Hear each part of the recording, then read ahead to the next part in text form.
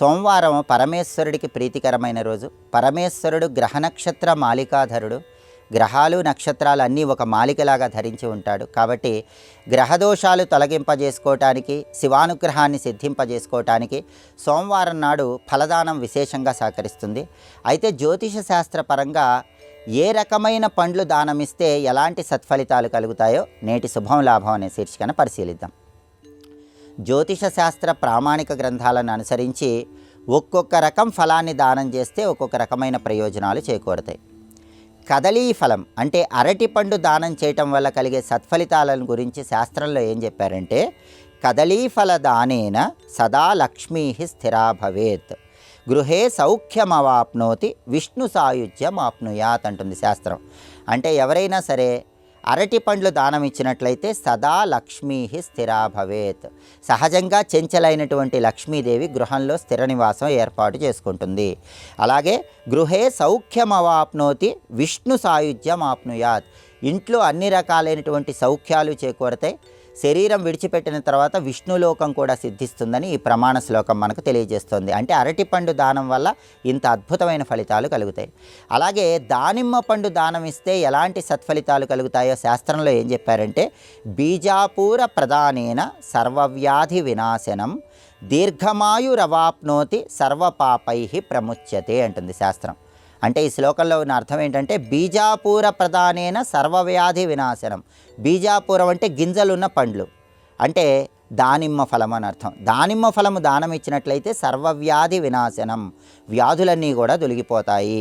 దీర్ఘమాయురవాప్నోతి సర్వపాపై ప్రముచ్యతే, దీర్ఘాయుర్దాయం కలుగుతుంది, సర్వపాపాలు నశింపజేసుకోవచ్చు. అందుకే దానిమ్మ పళ్ళు వీలైనప్పుడల్లా దానం ఇవ్వాలి అని ఈ శ్లోకం మనకు చెప్తోంది. ఆ తర్వాత ఆమ్రఫలం, మామిడి పండు దానం ఇస్తే ఎలాంటి సత్ఫలితాలు కలుగుతాయో శాస్త్రంలో ఏం చెప్పారంటే, ఆమ్రఫలం మహద్దివ్యం సర్వదేవ ప్రియం సదా, కీర్తిం వృద్ధించ లభతే సూర్యలోకం సగచ్చతి అంటుంది శాస్త్రం. అంటే ఈ శ్లోకంలో ఉన్న అర్థం ఏంటంటే, ఆమ్రఫలం మహద్దివ్యం సర్వదేవ ప్రియం సదా. ఆమ్రఫలం మామిడి పండు సమస్త దేవతలకు ప్రీతికరమైన ఫలము. ఈ మామిడి పండు దానం ఇచ్చినట్లయితే కీర్తిం వృద్ధించ లభతే, కీర్తి ప్రతిష్టలు కలుగుతాయి, జీవితంలో వృద్ధి చేకూరుతుంది. సూర్యలోకంచ గచ్చతి, శరీరం విడిచిపెట్టాక సూర్యలోకం ప్రాప్తిస్తుందని ఈ శ్లోకం చెప్తుంది.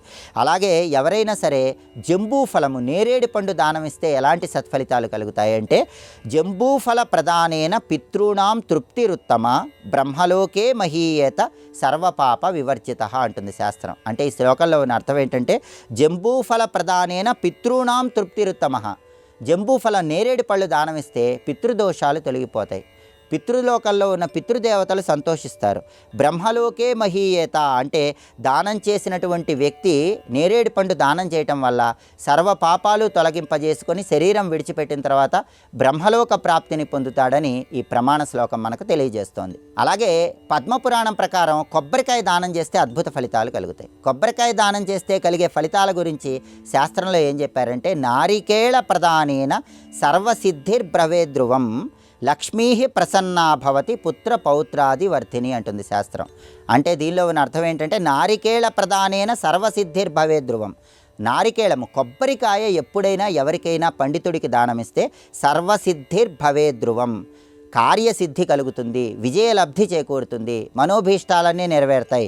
లక్ష్మీ ప్రసన్నా భవతి, లక్ష్మీదేవి ప్రసన్నత కలుగుతుంది. పుత్ర పౌత్రాది వర్ధిని, పుత్ర పౌత్రులతో ఇల్లంతా తొలతూగుతుందని అర్థం. అందుకే కొబ్బరికాయ దానం ఇవ్వటం ద్వారా లక్ష్మీ కటాక్షం కలిగి ఇంటిల్లిపాది కూడా సమస్త శుభ ఫలితాలను సిద్ధింపజేసుకోవచ్చు.